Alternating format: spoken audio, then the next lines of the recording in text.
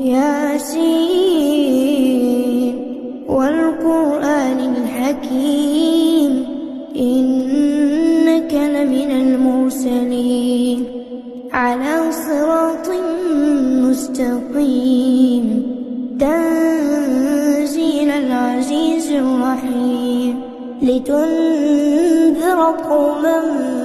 ما أنذر آباؤهم فهم غافلون لقد حق القول على أكثرهم فهم لا يؤمنون إنا جعلنا في أعناقهم أغلالا فهي إلى الأذقان فهم مقمحون وجعلنا من بين أيديهم سدا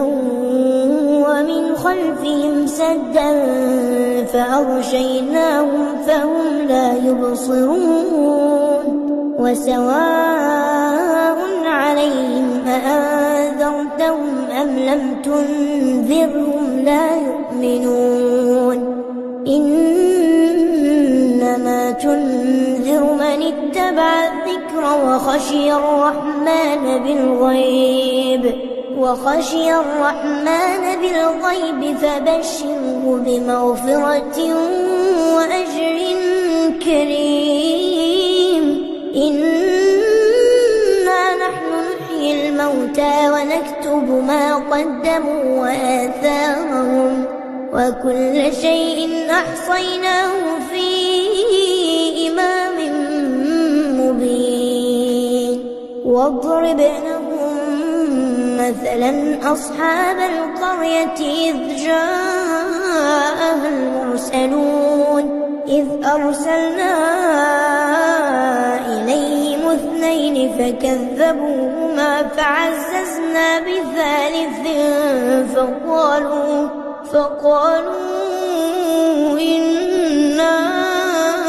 إليكم مرسلون قالوا ما أنتم إلا بشر مثلنا وما أنزل الرحمن من